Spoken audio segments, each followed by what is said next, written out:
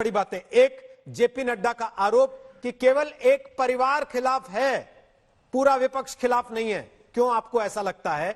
और दूसरा, ये जो नई बात आपने आज सामने रखी कि कांग्रेस पार्टी तो पूरा सियाचिन दे देना चाहती थी पाकिस्तान को, वो तो सेना ने रोक लिया, ये कहां से आई कहानियां?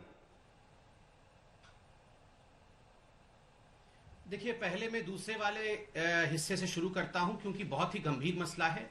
आज भारतीय जनता पार्टी के राष्ट्रीय अध्यक्ष श्री जेपी नड्डा जी ने पूरे तथ्यों को ट्वीट करके बताया था। उनके ट्वीट में भी मौजूद था और मैं कुछ हिस्सा पढ़ देता हूं और दिखाना चाहूंगा।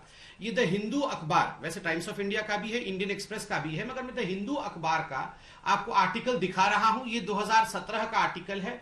श्याम शरण, जो कि हिंदुस्तान के बहुत जाने माने फॉरेन सेक्रेटरी रहे हैं, उनको लेकर यह आर्टिकल छापी गई थी। उन्होंने एक किताब लिखा था, missed opportunity to solve Sir Creek dispute, और उस किताब में इसका वर्णन है। मैं कुछ इसका जो विषय है, जिसको नड्डा जी ने बोला भी है, मैं उसको उद्धृत करता हूं।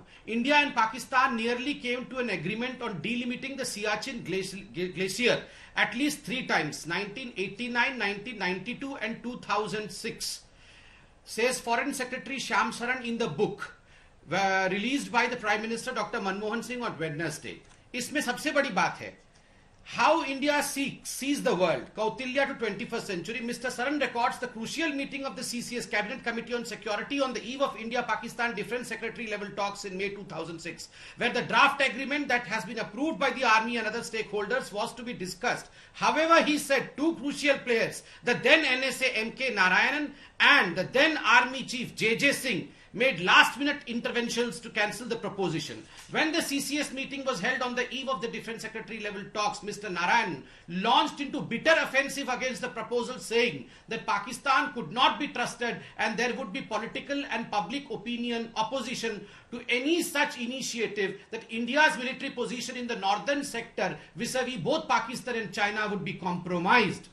आप बताइए, स्पष्ट रूप से यहां बताया गया है कि अगर सियाचिन को डीमिलिटराइज कर देते तो पाकिस्तान को भी और चाइना को भी इससे बहुत बड़ा फायदा होता, और अंततोगत्वा जो ड्राफ्ट सरकार ने उस समय तय किया था, जिस सरकार के सर्वे सर्वा सोनिया जी और राहुल जी थे, खैर मनमोहन जी के तो ऑर्डिनेंस को ये कागज के टुकड़ों की तरफ फाड़ देते थे, उसको army chief general J J. Singh ji ने अपोज किया था, उस समय के एनएसए ने अपोज किया, और आर्मी चीफ के इंटरवेंशन के बाद ही डीमिलिटराइजेशन ऑफ सियाचिन ग्लेशियर को रोका गया। यह बहुत बड़ा डिसीजन उस समय बना था। सॉरी, मैंने शुरू में इंडिया टुडे का भी मेंशन नहीं किया, इंडिया टुडे ने भी बहुत डिटेल में इसको कवर किया था। आपने दूसरा प्रश्न पूछा कि बाकी ऑपोजिशन को हमने क्यों अलग रखा है और केवल कांग्रेस में एक परिवार को क्यों हमने एक साथ खड़ा किया है। देखिए, जहां तक ऑल पार्टी मीटिंग का विषय था, आप याद करिए, ऑल पार्टी मीटिंग में सभी पॉलिटिकल पार्टीज ने, बल्कि यह सुनने में आया कि एनसीपी ने उल्टे राहुल गांधी और सोनिया गांधी से सवाल पूछा कि इस प्रकार के सवाल नहीं पूछने चाहिए कि क्या इंडिया ने अभी सरेंडर कर दिया है।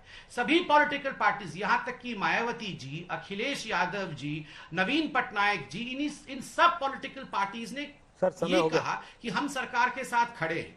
कुछ पॉलिटिकल पार्टीज ने यह भी शब्द इस्तेमाल किया, कोट अनकोट, अनकंडीशनली, हमारे कोई कंडीशन नहीं है, हम आर्मी और सरकार पर पूरी तरह विश्वास करते हैं। नमस्कार, मैं हूं अंजना ओम कश्यप। हमें उम्मीद है ये वीडियो आपको पसंद आया होगा। लेटेस्ट खबरों के लिए यूं ही देखते रहिए आज तक, और इस वीडियो के पसंद आने पर लाइक, शेयर एंड सब्सक्राइब करना ना भूलें।